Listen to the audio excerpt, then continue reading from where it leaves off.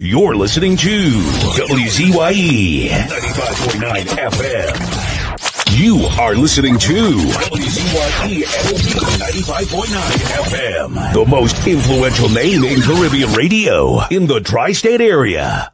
Broadcasting from East Orange, New Jersey. The most influential name in Caribbean radio. WZYE 95.9 FM.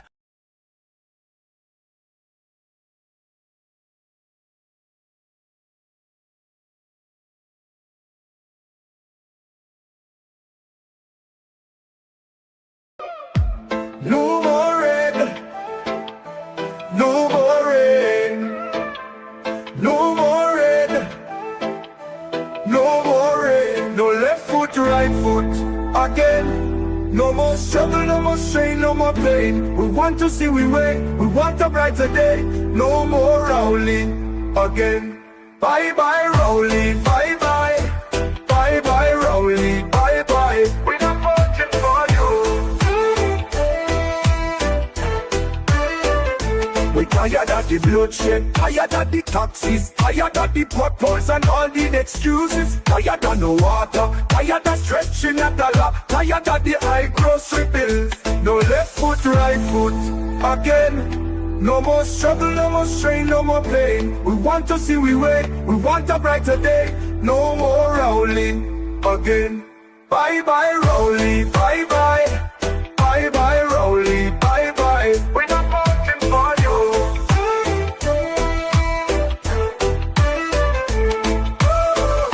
We tired of the bloodshed, tired of the taxes, tired of the potholes and all the excuses. Tired of no water, tired of stretching a dollar, tired of the high grocery bills. No left foot, right foot again. No more struggle, no more strain, no more pain. We want to see we way, we want a brighter day. No more Rowley again. Bye bye Rowley, bye bye, bye bye Rowley, bye bye. We're not voting for you.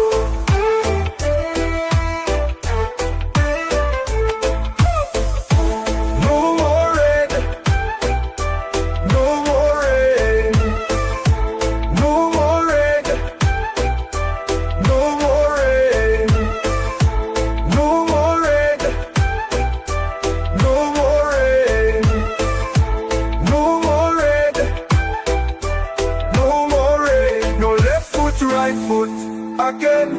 No more struggle, no more strain, no more pain. We want to see we way, we want a brighter day. No more Rowley again. Bye bye Rowley, bye bye, bye bye Rowley, bye bye. We're not voting for you. Bye bye Rowley, bye bye, bye bye Rowley, bye bye. We're not voting for you. The UNC built 106 schools, gave thousands of free laptops, textbooks, and scholarships. We expanded GATE and skills training, constructed the Debe UWI campus, the Nursing Academy, the Aviation campus, the Drilling Academy, and the Couva Children's Hospital. We created the Children's Life Fund, the Children's Authority, and over 55,000 new jobs. Vote for a leader who loves you and your children. Vote UNC.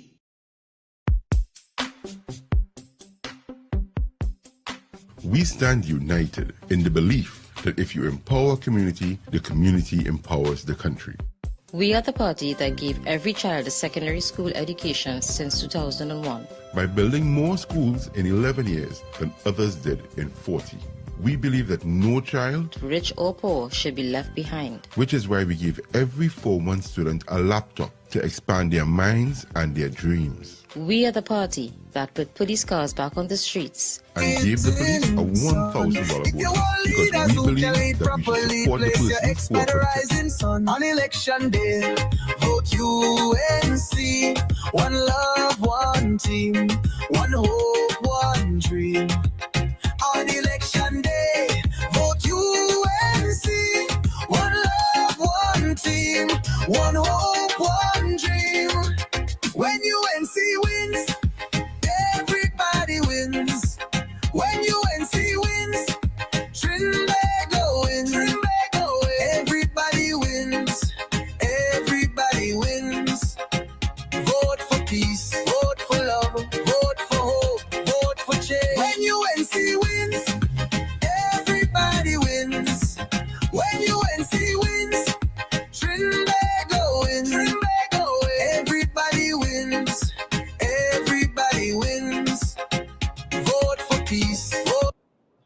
morning, ladies and gentlemen, viewers. Welcome to United National Press Conference being held in Chaguanas. Today's date is Wednesday, April 9, 2025.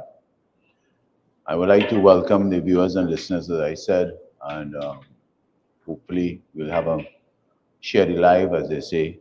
I also like to welcome next to me, who will be joining me after I give my presentation this morning, my colleague, my brother, the candidate for Faizabad, none other than Dave Tanku, who shadows the Minister of the Ministry of Finance and the Economy when we were in opposition a couple of weeks ago.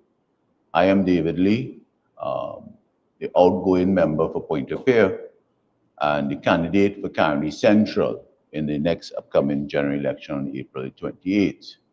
I shadow as part of the opposition. My portfolio was the Ministry of Energy and Energy Industries. Let me start off by saying, today is not a good day for us in Trinidad and Tobago. Today is not a day that I thought I would be here presenting news to the population of Trinidad and Tobago from the opposition. Yesterday, we heard about I would use the words that have been bandied around all of yesterday, the Dragon gas deal is dead. And when I woke up this morning, what faced me in all of the three major daily newspapers, front page, and I just want to show you all, and I just want to put it on the record. We in the opposition have always said we did not have a problem with the Dragon gas deal, but we had a problem of how it was done by this present administration. And I'll explain further as I go along. So this is not a good day for any one of us in Trinidad and Tobago. Given what was supposed to happen, the outcome of the Dragon gas deal and our cross-border relationship with Venezuela and Trinidad and Tobago, in especially certain fields like the Lauren Manatee and the cocaine mannequin fields, and which we call the cross-border fields, and then the Dragon gas. There were three areas that this present administration was looking at and dealing with the present Maduro administration. So let me start off by saying, as I said, this is not a good day for us in the opposition. It's not a good day for the citizens of Trinidad and Tobago. But when I woke up this morning, the headlines in the front page of one of the daily newspapers, The Guardian, it says, in a major blow to Trinidad and Tobago, Dragon dead. The cocaine mannequin also shelled, and as U.S. revokes Venezuela exploration licenses. That's the front page of the Trinidad and Tobago Guardian. And the Daily Express, as I said, this is not a good day for us. The Daily Express, today's front page, Trump slays Dragon gas. Young U.S. has revoked 2 licenses for joint projects with Venezuela. Trump slays Dragon gas. That's the Trinidad Daily Express. And in Newsday, the Newsday has it, Dragon is dead. Dragon is dead. U.S. cuts Trinidad and Tobago / Venezuela lifeline. This is the news. So as I started off my presentation, it is not a good day for us in Trinidad and Tobago. And I just want to read a few lines in those same daily newspapers and what they said about the Dragon gas and the issue of the revocation of the licenses, the OFAC licenses by the Trump administration. I want to start off with the Trinidad Guardian. I just read the first paragraph.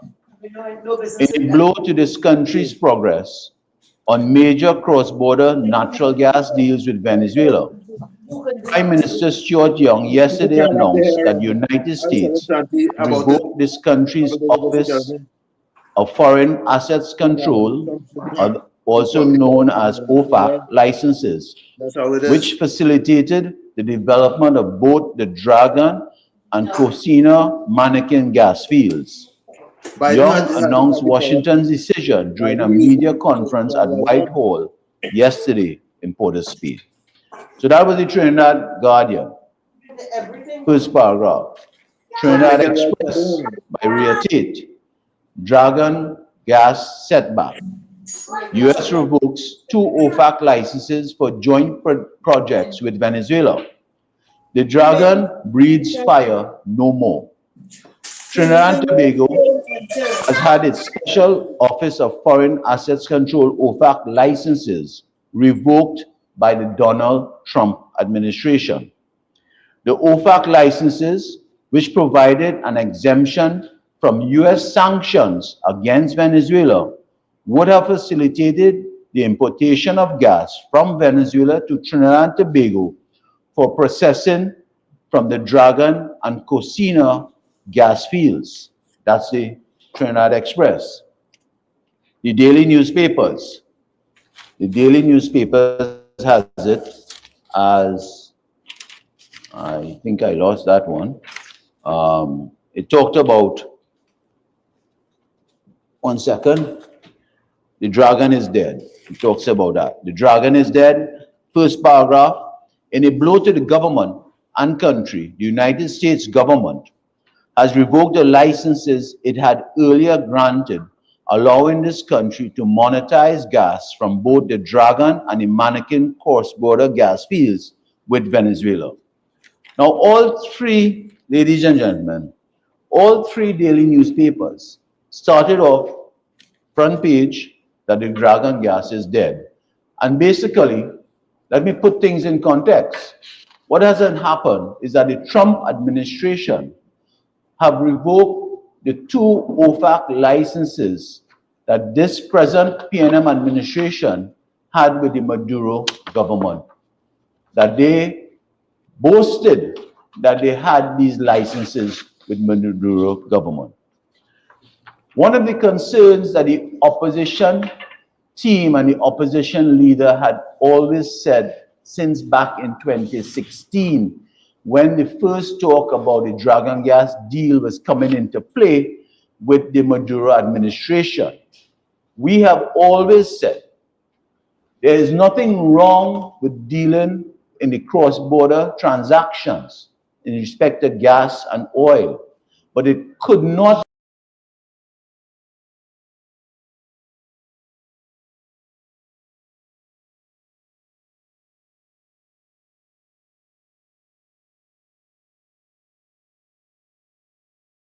meaning while you went to Venezuela and you tried to negotiate with Maduro to have cross-border deals and negotiations for oil and gas, it cannot be at the expense of our own territorial waters and our own people of Trinidad and Tobago. We have said that for the last 8 years. We were told that we were being unpatriotic when we stated the arguments for doing that. Now, in any business, ladies and gentlemen, there's bad risk and there's good risk.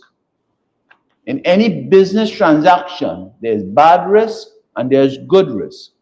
And one has to decide if the risk with a sanctioned government, the Maduro administration, was it a good risk or a bad risk?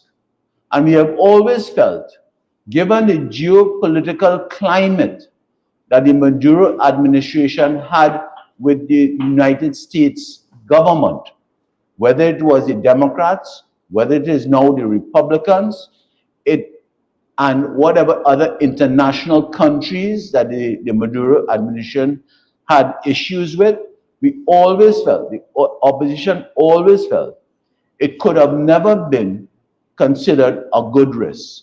It was a risk to try and take and develop but not at the expense of our own exploration and development in our territorial waters and assets. We have said so. So what we have also said for the last 8 years, and Mrs. Prasad Bissessa has been saying it when she delivered her budget statements or even on the platforms, you could have done both together simultaneously. You could have negotiated with Maduro and negotiate properly and transparently and accountable to the people of Trinidad and Tobago, and at the same time incentivize our energy companies in Trinidad and Tobago to continue the exploration of oil and gas for our downstream and for our export revenue. We begged this administration over the last 8 years to do that. We were ridiculed every time we stood up in Parliament and tried to give advice to this administration to actually work with us. Let us get a buy-in. Let the citizen of Trinidad and Tobago get a buy-in with all these negotiations that were taking place within the Maduro government. And I'm sure Mr. Tanku, when he comes up here, will add to what we have been saying over the last 8 years as the shadow for finance and the economy, because it impacted the revenues of our country. When you go back in time over the last 8 years, if you want to start with the late Franklin Kahn and now the present Minister of Energy, Prime Minister Stuart Young, they did not do enough within our own territorial waters to incentivize our energy companies to continue the exploration in oil and gas. What you have had happening over the last 8 years literally was the development work that was started by the Mrs. Kamala Prasad Bissessa government, the PP government between 2010 and 2015, that was bearing fruit, that was able to give this country a lifeline and in the continuation of oil and gas within our country. And that is a fact. If we did not do that between 2010 to 2015, incentivize the energy companies to continue their exploration, there are certain fields that came to revenue between 2015 to now. It was all due to the good risk and incentivizing our energy companies in Trinidad and Tobago. That's a fact. So the announcement, I want to say the announcement of the revocation of the United States government of the OFAC licenses does not come as a surprise to us in the opposition. We are not happy this is happening. We could never be happy as citizens of Trinidad and Tobago. But we have said time and time again, if you put all your eggs and bank on Maduro, it could never be a good risk. That was always considered to be a bad risk, given the volatility of that Maduro administration with the world.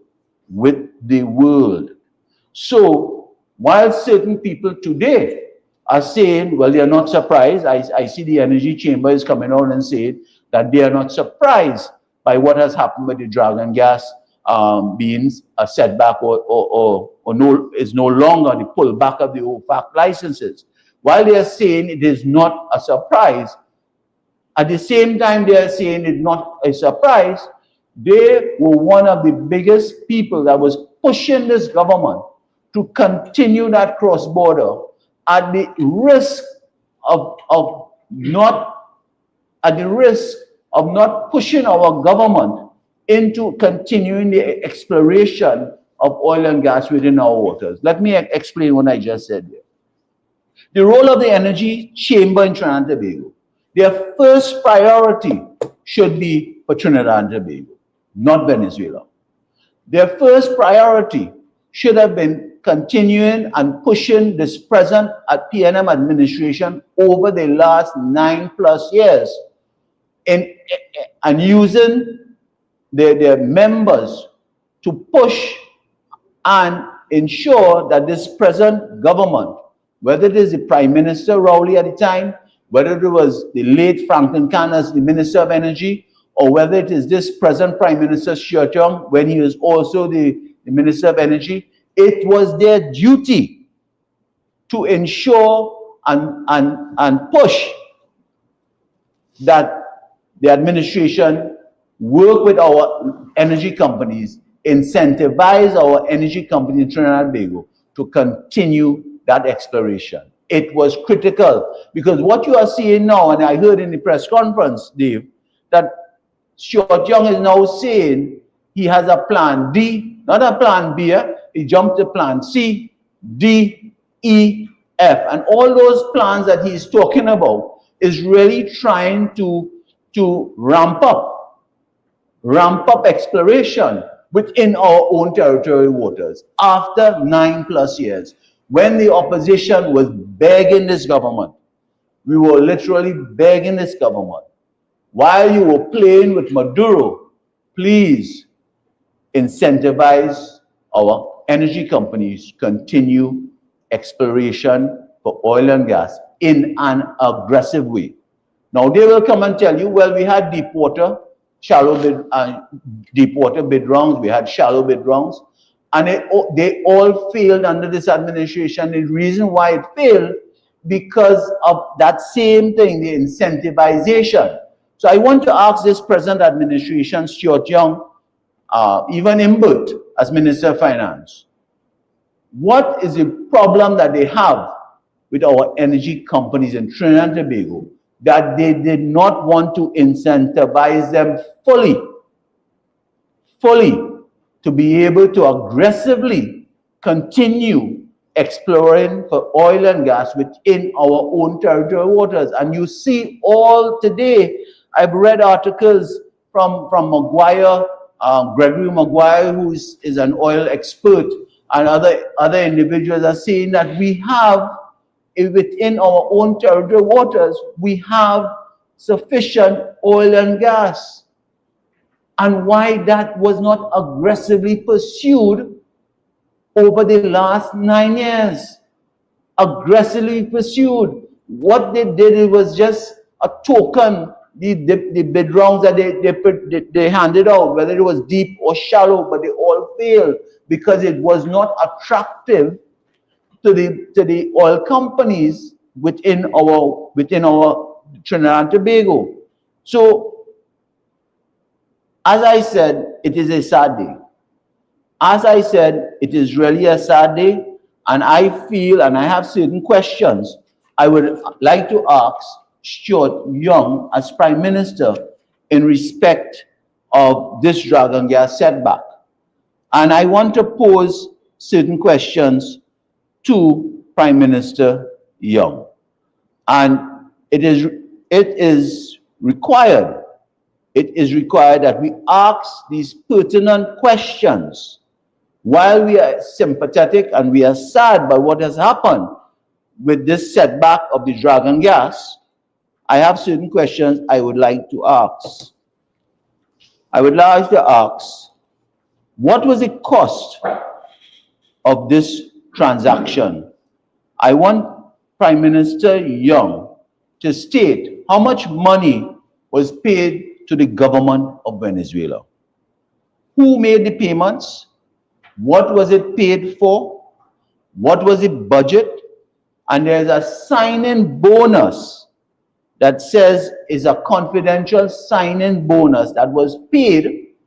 And we want to know on behalf of the citizens of Trinidad and Tobago, what was the amount of that confidential sign-in bonus?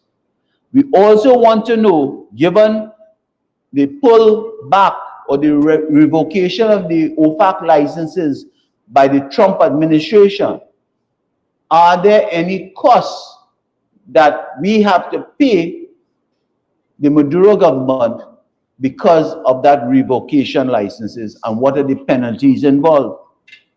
I also want Stuart Young as Prime Minister to really come clean and be accountable and transparent to the citizens of Trinidad and Tobago. Because every time we have asked certain questions about this dragon gas and the cross-border transactions with Maduro, they always use the word, we are bound by a confidentiality agreement. A confidentiality agreement. And we are saying in the opposition today, the confidentiality agreement that they continue to hide behind has to be transparent today going forward. Because we have been carried down by this present administration, banking on their negotiations, banking on their wheeling and dealing with the Maduro administration. We have gone down that rabbit hole, as they say, with this present administration, and it has failed. So we are now asking Stuart Young as Prime Minister, what really happened? Is it what really happened that the Trump administration has pulled back those licenses? And I would ask a question. Stuart Young met with Marco Rubio, the Secretary of State in Jamaica, a few weeks ago.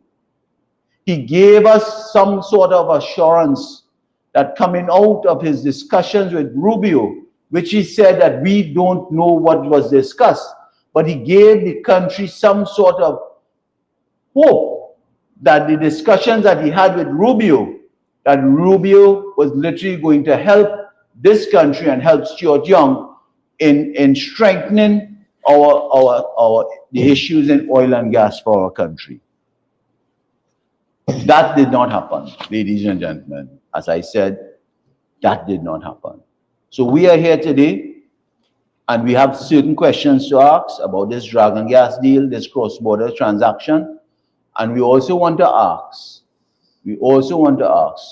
how much money was spent already via maybe a state company, whether it was NGC or even the oil companies that were in this deal with this present government, whether it was Shell, etc. What was spent and what is the implications? What are the implications for the citizens of Trinidad and Tobago today? I really came this morning, ladies and gentlemen, to talk about this dragon gas deal, which I am not happy about. We are literally saddened, and there's nothing to gloat about because it impacts every citizen of Trinidad and Tobago, and I'll tell you why. Because this administration kept saying, we know how to run our energy sector. We do not need any help from anybody. We are the experts. They were the best salesmen. They had their Gary Sobers, and all they asked the country, follow them. Let them do them, they know what they're doing.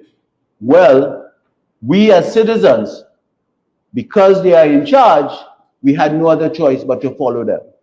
And today, we are seeing a story where in 2027, Stuart Young and Rowley had promised this country to hold strain until 2027. They said that. They asked the country, they came to the country and said, hold strain. They never told us how to do that, hold the strain for 2 years. But in 2027, their words, not our words, this country will see a boom. It will see a boom based on what they were doing with this Maduro government.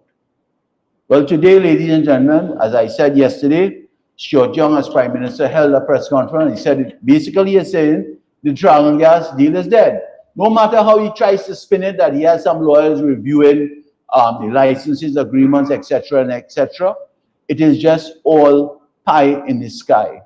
And without saying it further, without saying the words, without saying those words, we are fearful what will happen now, that because they have banked on this dragon gas and the cross-border transactions, because they have done that, the citizens of Trinidad and Tobago are at risk.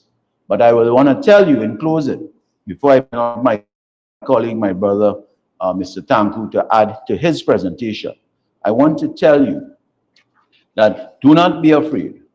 On April 28th, the Honorable Kamala Prasad-Bissessar and her team and her coalition of interests has the formula to save this country. And before I end, I just want to add, you know, they like to say we don't have plans.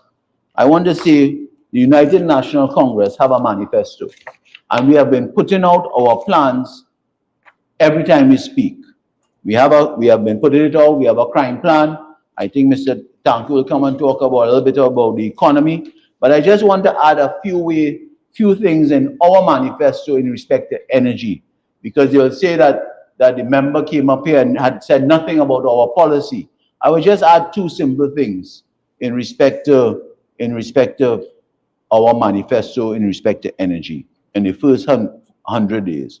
We will ensure the way forward that a reopened Petrotrin contributes to the energy security of Trinidad and Tobago and our regional small island neighbors, affordability, availability, and reliability of supply. Let me put that in another way.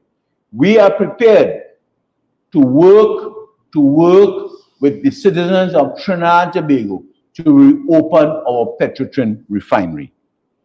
We are prepared to ensure and work to ensure that open refinery takes advantage of the development of the Panama Canal in terms of access to global markets and crude sources. We are prepared to revive the gas-based industrial sector with more gas from new sources, including domestic areas in small fields, etc. And we'll get into it more. I just wanted to give a few points. We will develop our in-border oil and gas to deliver maximum value. We will protect the Point Lisa's development estates and the companies through proper deep water bid rounds in order to produce gas and ensure a constant supply to the Galeota port, expansion of the energy assets by starting the construction of our first energy port in Galeota. We are prepared to do that. So we have plans, ladies and gentlemen. So we're not just coming here to bash this administration, because on April the 29th, Mrs. Prasad-Bissessar and her team have a 100-day plan, and we are prepared to hit that ground running, as they say, on April the 29th to develop and bring back success and goodness to our country. So with those few words, I will now ask Mr. Tanku to join me to deliver his presentation in respect of finance and certain aspects of the economy, and also maybe in respect of what happened yesterday. I thank you. Okay? Thank you very much, Dr. Lee, and good day to Trinidad and Tobago. I think we just had an exceptionally well-presented expose on the state of play with regards to the Dragon Gas deal. I just want to add one point before I go into what the bulk of my presentation today will be on. Having declared that the Dragon Gas is effectively dead, a matter that is of grave concern to all citizens of Trinidad and Tobago, including us, Stuart Young also said that he was going to negotiate with the US government. Stuart Young said, after he made his pronouncement that the Dragon Gas deal has died, Stuart Young puts himself forward as the individual who is going to negotiate with the government of the United States of America. Stuart Young is the same gentleman who said that he had a very good conversation with US Secretary of State Marco Rubio just a few weeks ago, in fact, it's a few days ago, as Dr. Lee would have mentioned. Yet at that meeting, Stuart Young went with one primary purpose, that is to rescue the Dragon Gas deal, to deal specifically with concerns and issues that the US government had already signaled that they were having with Dragon Gas deal. So Mr. Negotiator Stuart Young walks into a room to discuss with the US Secretary of State Marco Rubio the future of Dragon Gas. What did he come back with? We then had a worsening US travel advisory, where the US government was advising its citizens to reconsider travel to Trinidad and Tobago. We then had a 10% tariff being introduced on goods and services exported from Trinidad and Tobago into the United States of America. And now we have the unfortunate announcement of the death of Dragon Gas. This is the same Stuart Young who is providing you with some kind of hope that he is now going to try to fix the problem that he and his government has caused in the first place. There's only one way to deal with this, ladies and gentlemen. There's only one way to renegotiate. There's only one way to review. There's only one way to save any aspect of Dragon Gas. Only one way to save any aspect of the revitalization of the energy sector and the economy of Trinidad and Tobago, and that is to remove every single one of these PNM members from government. That is the only way. We cannot afford Stuart Young to go to negotiate anything further because his track record has been one of an abysmal failure. I call on citizens today. I remind citizens today, this Stuart Young has been a failed negotiator, and he's threatening now to go back and negotiate again. There's tremendous fear that should be in the minds of every single citizen of Trinidad and Tobago that this gentleman is seeking to represent our interests, given his absolute failure before. Over the last few days as well, we have seen, I guess it's an anticipation of the failure of the Dragon Gas initiatives. We have seen Stuart Young try to mislead and misguide the population from the clueless and reckless economic management that they have fostered upon this country, trying to distract from the disaster that he knew was coming and has come. One of the things that he has kept repeating, and it has become one of the PNM's distraction ploy, their nasty politics, is that the UNC government, and it's good that he has recognized that there will be a UNC government in a few days' time. According to Stuart Young, a UNC government will devalue the currency, Trinidad and Tobago, to $1 to 15 TT dollars. That is absolutely untrue. That is a blatant untruth. I call on Stuart Young to desist from misleading the population. I don't know where he picks up 14, 15, 12, 10. I don't know where he picks up that information from. However, in the last few years, I have done it. The leader, Mrs. Kamala Prasad-Bissessar, has done it. Others have done it. We have made it very clear that there will be no devaluation on the United States, UNC government. There will be no devaluation under a UNC government. And for the third time, let me repeat it for Stuart Young to hear in case he was closing his fridge. There will be no devaluation under this UNC government. I am repeating the words of the political leader of the UNC, Mrs. Kamala Prasad-Bissessar, when she read this and she stated this to the government of Trinidad and Tobago and to the people of Trinidad and Tobago over the last few years. I call on Stuart Young to stop spreading fear. You know, for a government that has been in office for the last decade, where Stuart Young has sat in the cabinet and made decisions to spend over $560 billion, it is disappointing and worrying that this government, this PNM government, does not have a single thing on which to base their election platform on. They have nothing to show. There are no buildings. There are no improvements in the substance and quality of people's lives. There's nothing to show for $560 billion. I call on Stuart Young to focus on himself. Focus. If you have something to say about what you have done for the last 10 years, go to the population and say it. Instead, Stuart Young has spent all his time reviewing past, living in the past, when the rest of Trinidad and Tobago wants to go forward. Stop spreading misinformation. Stop spreading fear.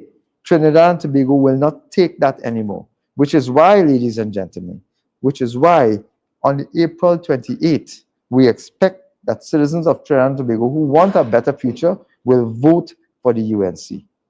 I want the government to tell the country in its campaign over the next 18 odd days, tell the country what they have done with the 560 billion taxpayers' dollars that they have spent over the last decade. You see, that is important. But I want to marry that with another issue which will show you how this government has been hiding what they have done with our funds.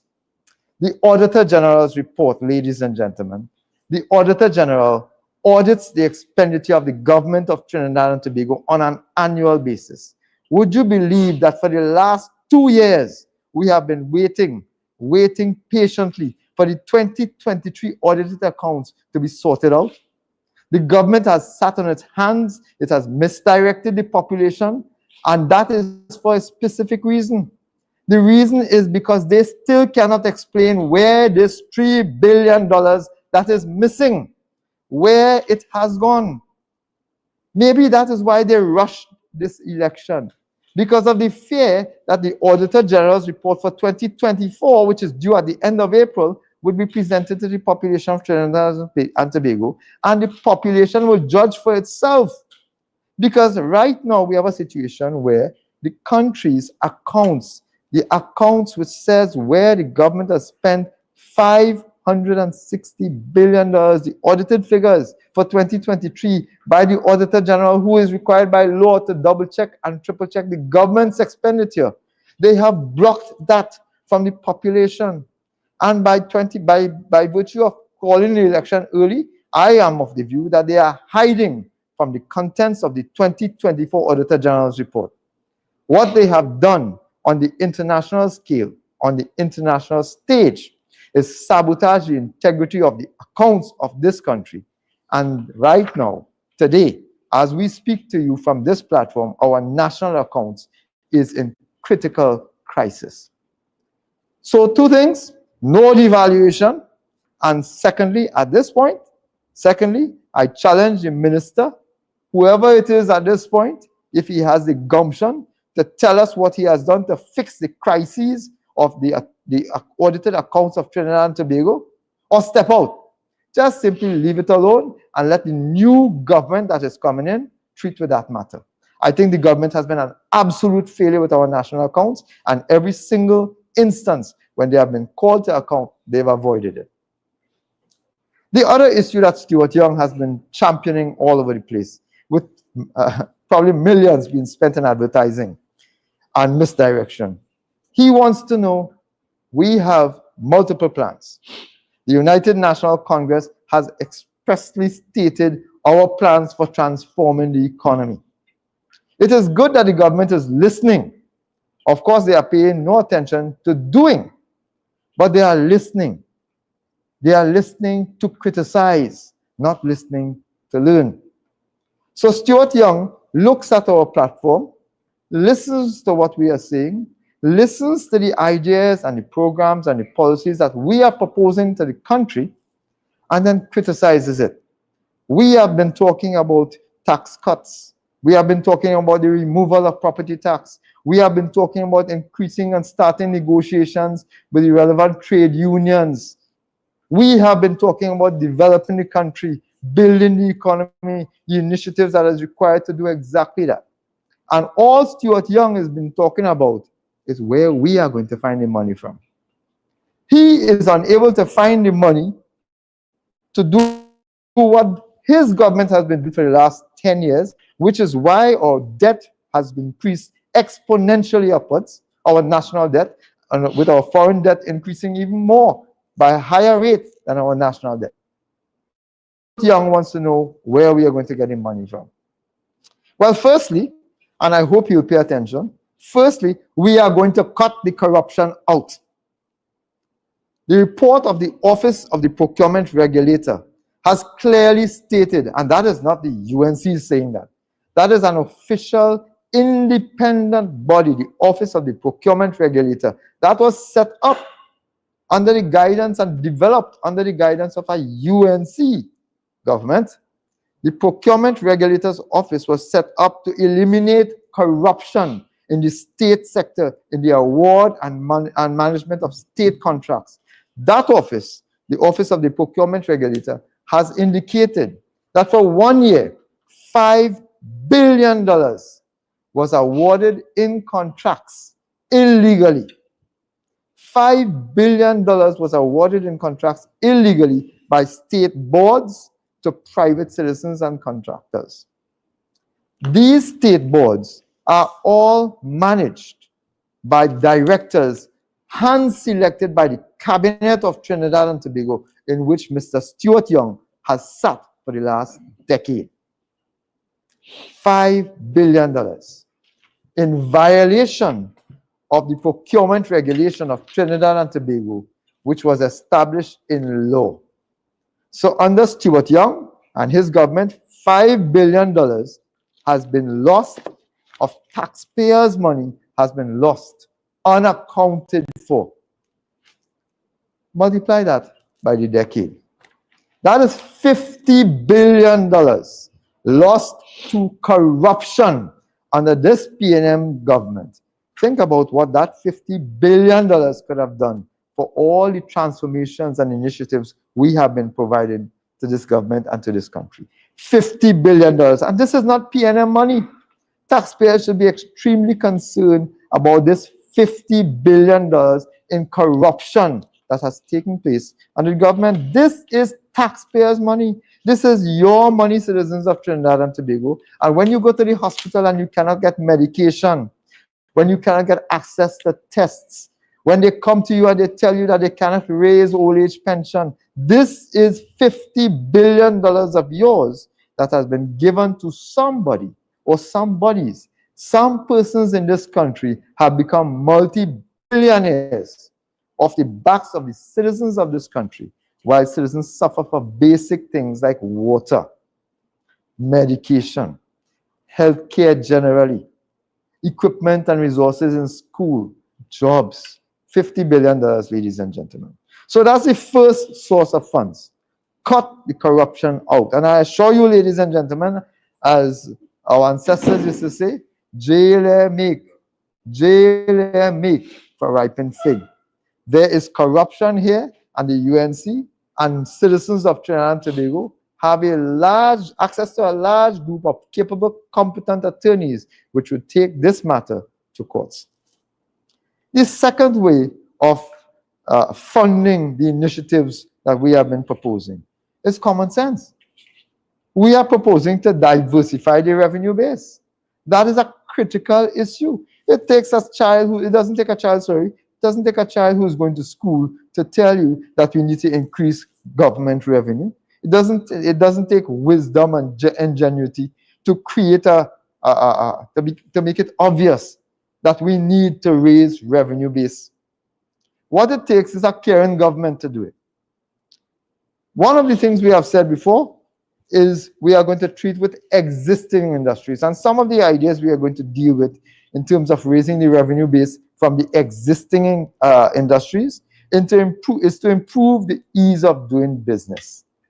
There are several roadblocks for citizens who are pursuing increasing their investments in existing businesses.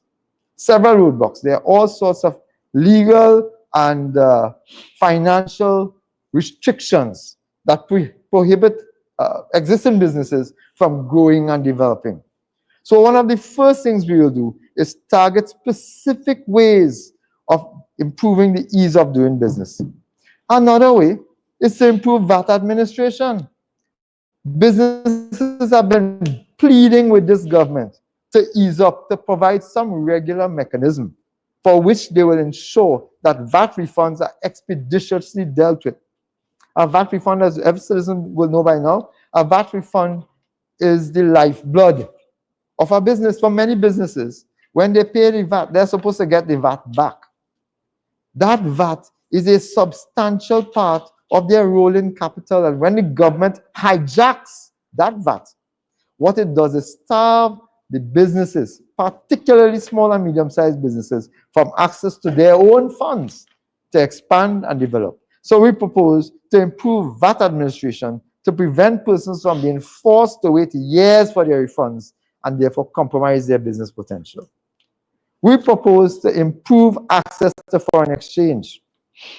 Improve access to foreign exchange. I have long spoken about this foreign exchange cabal that has been allowed to build, generate, and grow under the PNM administration, where only a small group of entities and businesses are allowed to access the maximum of foreign exchange in this country.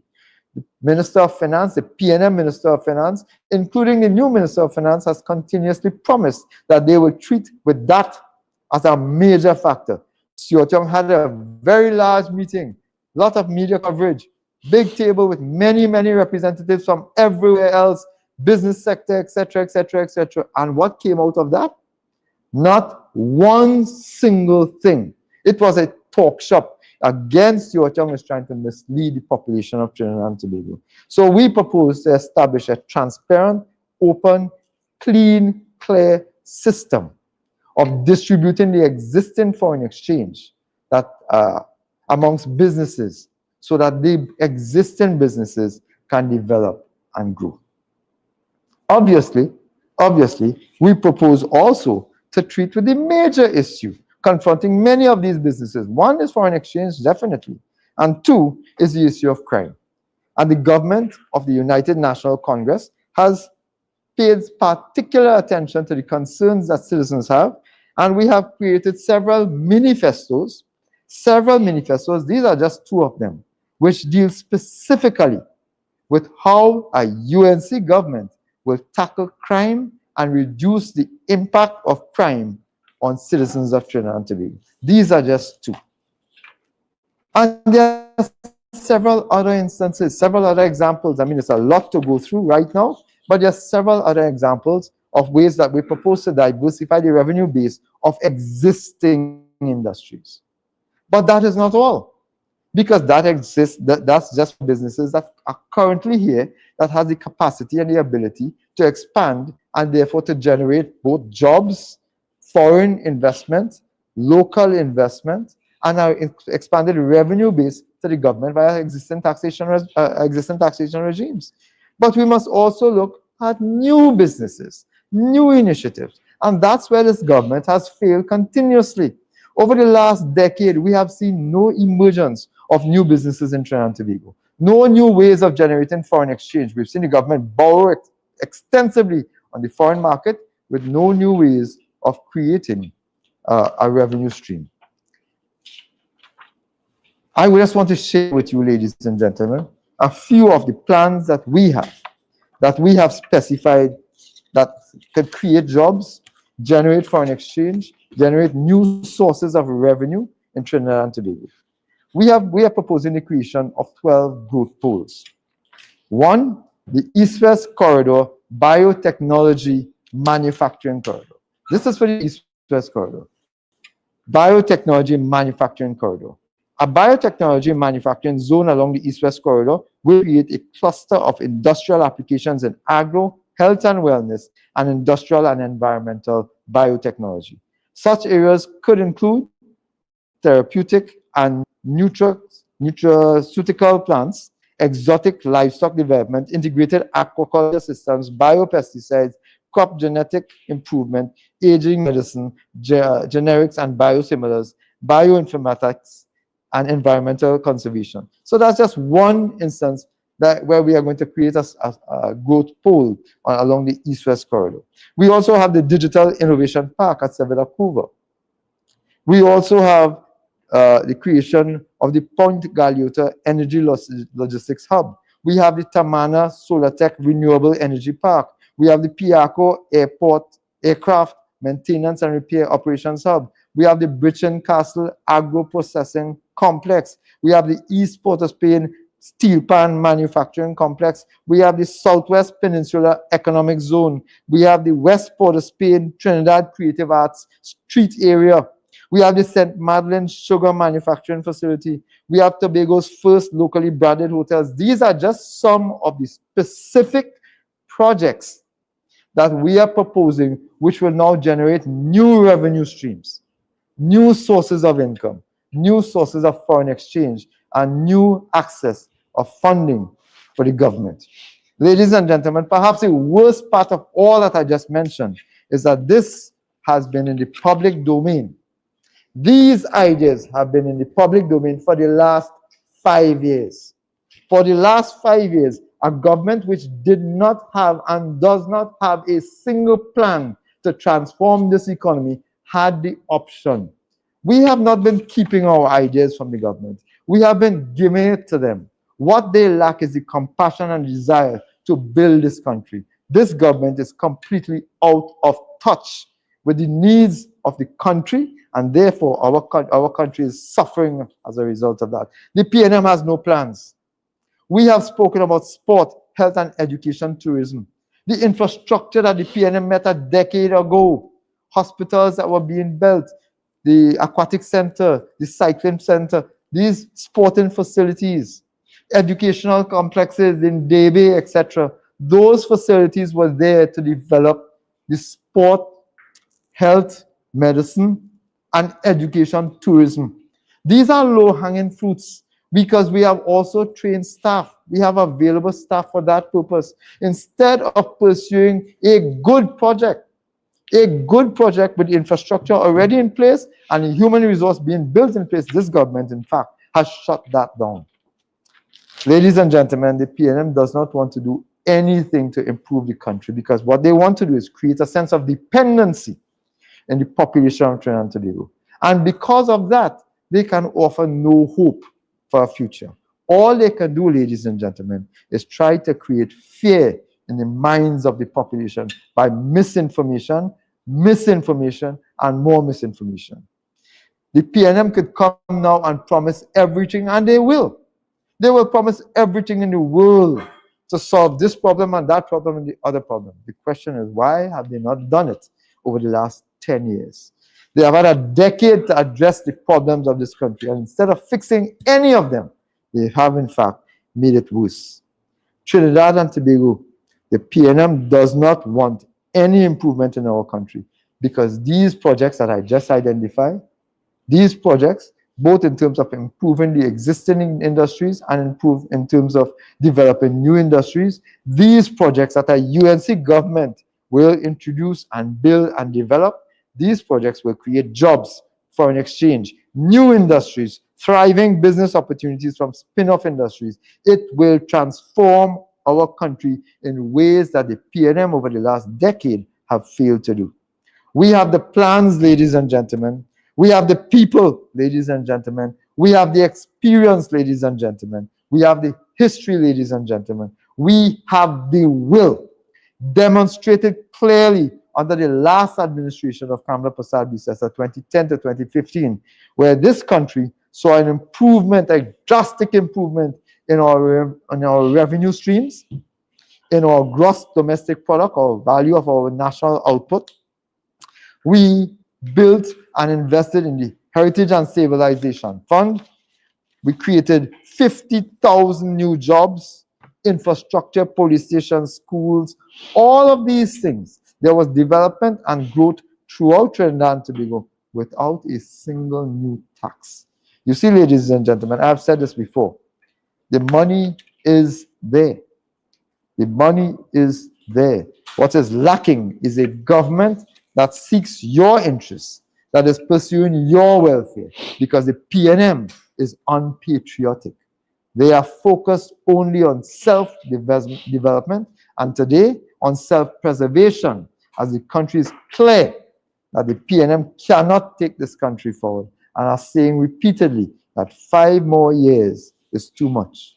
Ladies and gentlemen, the UNC has a plan, people, and policies, and we look forward on April the 28th for the citizens of Trinidad and Tobago to do the right thing and put a government that is capable and competent in office. Ladies and gentlemen, I wind up and open the floor for questions. My colleague, I just want to remind you all that when the UNC wins, everybody wins. Just before, thank you, Dave, for that comprehensive presentation. Just before I hand over to the media, I just want to state, as Dave would have mentioned, foreign direct investment and what this country, this government would have done in the last 10 years of eroding and lack of confidence in our country that we have the worst foreign direct investments. There's an article in the papers, in one of the daily newspapers, that talks about Challenger Energy Group PLC is set to leave the shores of Trinidad and Tobago after overwhelming majority of their shareholders voted in favor of selling off all its assets in Trinidad and Tobago. That tells you that where we are and what this government has done to the economy of Trinidad and Tobago. Foreign direct investments, companies are leaving our shores to go elsewhere. And the latest one is the Challenger Energy Group PLC. So I just wanted to add to what my colleague would have said, Dave Tanku, in respect to the economy and so forth. So you're listening to WZYE 95.9 FM. You are listening to WZYE 95.9 FM, the most influential name in Caribbean radio in the tri-state area. Broadcasting from East Orange, New Jersey, the most influential name in Caribbean radio, WZYE 95.9 FM. I think Mr. Tanku alluded to it in his early statement, where we feel that we will directly engage the United States and the Trump administration. We feel that we have the talent to meet with them, to engage them, to give them the confidence of trying to work with them in respect of our cross-border issues. And I want to put it squarely out there, Jesse, that the Kamla Persad-Bissessar-led administration on April 29, for the last 9 years, have not been dealing with this Maduro government. And we have issues we raise time and time again about the Maduro government and the sanctioning of certain individuals and working with this present administration led by Prime Minister Rowley and now Stuart Young. So we feel we have the talent. We feel that Mrs. Persad-Bissessar has the talent, the vision to lead even those that discussion with the Trump administration. So we feel confident that we'll be successful in those types of negotiations. Now, in articulating your point here, you the fact that within the UNC's manifesto, there are plans for the energy sector. You mentioned that one of the way forward would be the reopening of the refinery, etc. But just to ask pointedly, what is really the UNC's strategic plan for the energy sector, given the current geopolitical landscape? Well, I said it in my presentation, and one of the issues we had as a party in waiting to lead this country, and we did it between 2010 and 2015, with Mrs. Persad-Bissessar and Kevin Ramnarine as the former Minister of Energy. We were able to incentivize our oil companies, properly incentivize the issues and the companies to be able to incentivize them to continue aggressively, and I use the word aggressively, continue the exploration of oil and gas in our country. And this government has not done that in the last 9 years. What you see Mr. Young is now doing is, when his presentation, he's now talking about using the word aggressively pursuing that. And we had told him back in 2015 when they took over that every time he spoke, and I spoke, or Mrs. Persad-Bissessar spoke, especially, or Mr. Tanku spoke, we talked about that aggression that it was required, which we did between 2010 and 2015. So the master gas plan is there, and if they utilize that master gas plan, we would be in a much better place today if they had done that. Before I make my colleague, last question now is the former Prime Minister said that, if certain deals did not were executed, did not come to fruition, that our cook cooked, and that you mentioned that we have to host it in the next 2 years till 2027. Mr. Tank said that there's money. It's about managing and getting stamping out corruption, etc.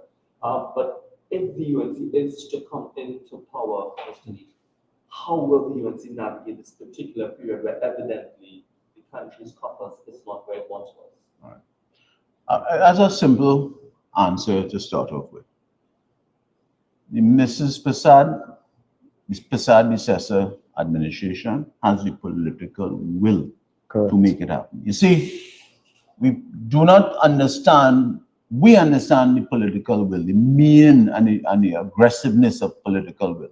This present government does not have that. And I'll give you a point.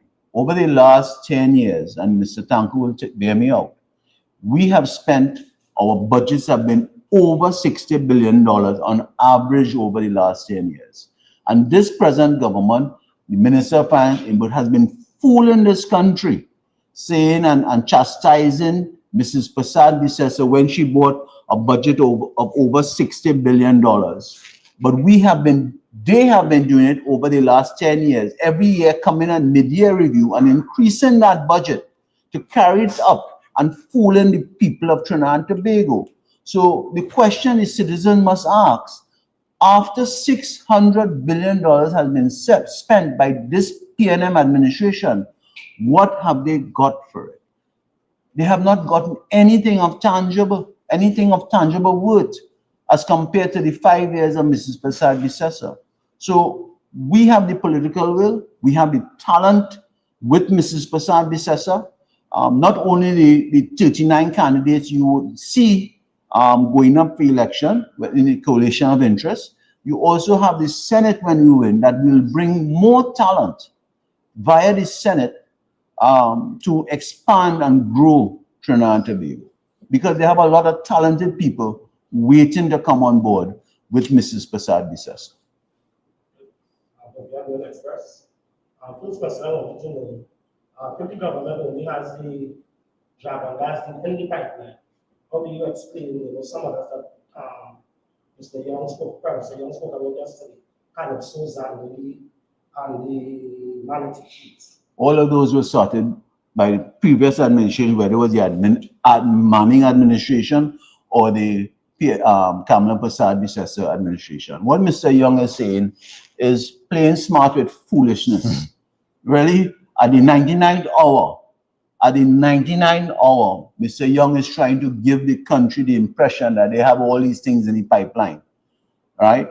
But if you go back a few months ago, and that is why Jessica had a question that when Prime Minister Rowley talked about sometime in March before he went away, he talked about if the cross-border fees didn't materialize, our cuckoo is cooked. Those are his words, not my words or the opposition words. So he and all was banking everything on these cross-border oil fields or cross-border transactions with the Venezuelan government. He never talked about what Stuart Young is talking about now. So correct. Stuart Young is now coming to play gimmickry with the population. And I'm saying to you, Stuart Young, Rowley, and those minions of the PNM could not fix what they couldn't fix in 10 years, they can't fix in 2 weeks. So I'm asking the population, do not fall for that gimmickry by Stuart Young. He's a young politician. He has a lot to learn. Next question. You spoke about the deep water and the shallow water failures, but supposed failures. Would you attest some of that to also be, what's happening in Guyana, the younger fields and so forth, and also, the multinational companies, not teaching that as a risk with the Venezuela sanction situations and so forth. You think it had something to do with that? Also, apart from what you alluded to, that you're not addressing aggressively. Well, to answer the last part, the reason why those bid wrongs failed, whether it was in deep water or shallow, or deep or shallow, is because of the incentivization that they would have put on it. This government, there's something has to be said about their relationship with certain energy companies that operate in Trinidad and Tobago. I want to go to the point that when we did incentivization with BP, at the time there was Norman Christie was the head of BP Trinidad. Minister Imbert was aggressively after him when he got the incentivization for certain fields under the Kamala Prasad-Bissessar led administration. They were always hounding him down because he accepted the incentivization. They chastised the Kamala Prasad predecessor for giving those kind of incentivization. But if we did not do that, this country today would have been in a worse off position than what we have today.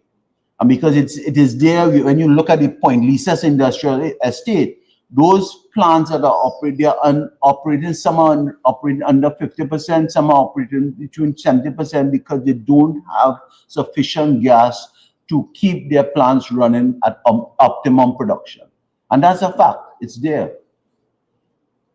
Next question will be just a straightforward question. Probably answer it when you answer it. Does the UNC believe it is still viable to engage Venezuela on energy matters in the future if the UNC gets into power on April 29? Or is that door, you see that door as closed? No, we don't have any closed doors. I think what we'll do it the proper way. Correct. We'll do it the proper way. All right, and the proper way is that we will work with the Trump administration going forward and see how that can open back that door with the Venezuelan government. And that's it. And we will do it the proper way. We won't be working with sanctioned administrations to the detriment of our citizens. To the detriment of our citizens. Of course. And others. Last question. In 2010 and 2015, we were in the production and the price of gas and oil was much better. We were much better in the economic state. So I wanted to know from the set approach of Mr. Tank, who spoke on there, how it is, you plan to finance some of those initiatives in the onset with much less. Well, I don't know if Dave want to answer that. I think you missed the first part of the presentation, but we identified clearly how we were going to access several short-term solutions. We may be required to access other types of support, other types of financial support, but I am of the view that there exists now sufficient funding to engage, at least at the initial stages, while we roll out the development plans to generate new sources of income. There's existing procedures and laws that will allow us to access the resources existing right now. What is missing? Those resources exist. What is missing, as my colleague would have said, as I was said earlier, is a government that is definitely interested in the welfare of Trinidad and Tobago. The resources, the legislation, the facilities for accessing the resources, all are in place. What is required is not in place. And there's a government that cares and is concerned about the development of the country. And on April 28th, the citizens of this country will have the opportunity to put a new government in place, a UNC government that in fact has that concern and welfare and interest for the population of our country. Mr. Sam, just permit me, if Sure. you will, just to pivot for a second. I wanted to ask, how would you respond to Prime Minister Young's promise of starter homes for first-time homeowners? What would be the UNC's position as it pertains to providing homes for young people, first-time homeowners? Two things there. Stuart Young has been in government for 10 years, has not done any of those things, has abandoned the young people of Trinidad and Tobago for 10 long, tedious, painful years. So I think the population already knows that that is not likely to happen. In fact, they know that it will not happen. The population, I also think, is young enough to remember the provision of starter homes under previous UNC governments, under previous governments, both under Basideo Pandey, when starter homes, in fact, under John Humphrey, became an idea and a notion. I remember that clearly because I was involved in that process at the time. So yes, starter homes definitely, and not just starter homes, there are multiple options for home ownership in our country, multiple options, including provision of land on which individuals can base homes. All of that exists already. It is just that the government can use the opportunity. If our government can use the opportunity to implement, and this government has not. But the provision of starter homes, the provision of fully fledged homes, the provision of multi-story buildings, the provision of infrastructure land, all of those are options that can be used and have been used by previous governments of which the UNC has been part of. Just to remind you, in fact, I was just reminded, just to remind you that the last UNC government from 2010 to 2015, in fact, distributed, this is not old talk, in fact, distributed 100 homes per month over 100 homes per week over a 5-year period. No other government has done that. As a matter of fact, this current government has failed to so do, and has now allowed the list of persons who are aspiring to be homeowners to exceed their own capability because they lack the will. They lack the capability. It is time for a change. I just want to add to what your question is starter homes for first-time owners starter home. We have something in our manifesto on that. I don't want to elaborate too much. I leave that to the honorable leader to roll that out as she rolls out going along. But we do have a policy in respect to that. And maybe Mr. Young got a copy of our policy before time, because some of the things that he are talking about now, the election gimmicks, like even the demerit point system that they're talking about, or re-looking at that, is something that Mrs. Prasad had called about in Parliament. She had talked about reviewing that whole demerit point system because it was sort of draconian on drivers in Trinidad and Tobago. So it's curious that Mr. Young at the 99 hour come in with those election gimmicks. And I'm saying in closing, in 10 years they couldn't fix it, they wouldn't do it in 2 weeks. Any other questions? No. So thank you, and it brings us to the end of our press conference this morning. As I said, I'm joined by my esteemed colleague Dave Tanku, who will be successful at the polls and will be the member of Parliament for Faizabad. I guarantee that. And before I close, on behalf of the honorable leader of the opposition, the political leader of the United National Congress, on behalf of my colleague, Dave Tanku, myself, for Caroni Central, my constituents of Caroni Central, Mr. Tanku's constituents of Faizabad. As you know, tomorrow is the SEA exams. The members have been given all packages throughout the length and breadth of the different constituencies that they are candidate of. On behalf of Mrs. Prasad Bisesa, I would just like to read 2 paragraphs of her release, wishing the SEA students throughout Trinidad and Tobago well.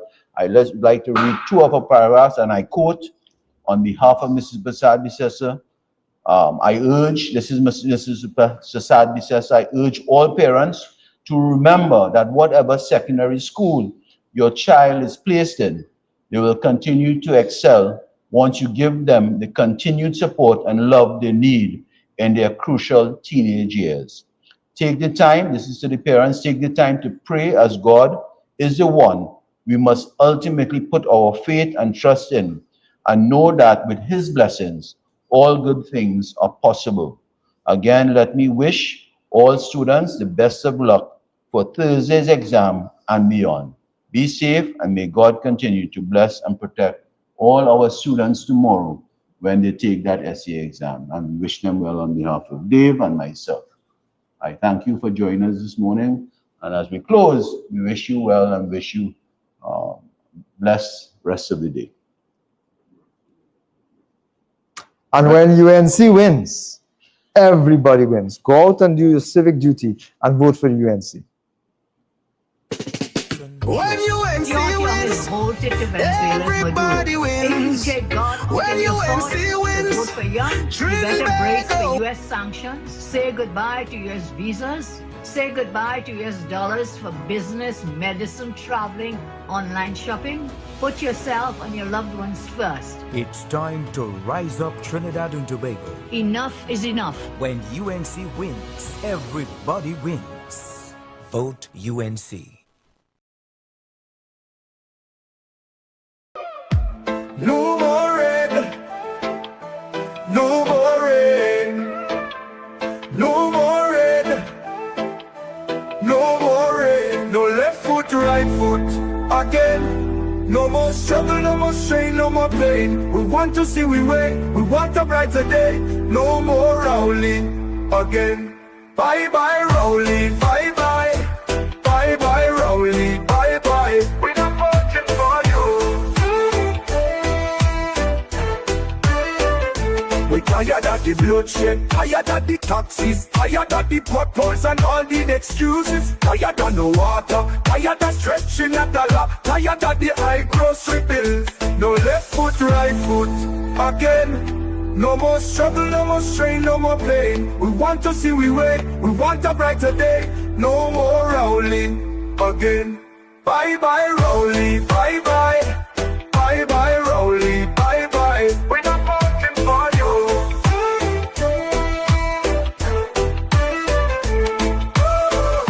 We tired of the bloodshed, tired of the taxes, tired of the potholes and all the excuses. Tired of no water, tired of stretching a dollar, tired of the high grocery bills. No left foot, right foot again. No more struggle, no more strain, no more pain. We want to see we way, we want a brighter day. No more Rowling again. Bye bye Rowley, bye bye. Bye bye Rowley, bye bye. We're not voting for you.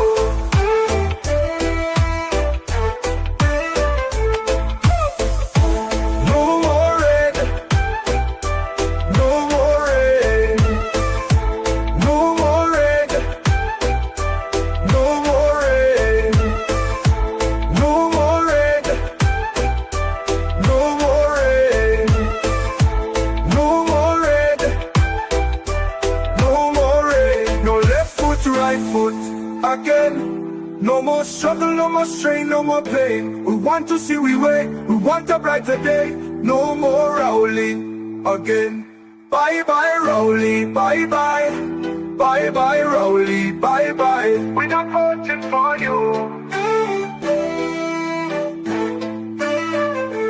Bye bye Rowley, bye bye.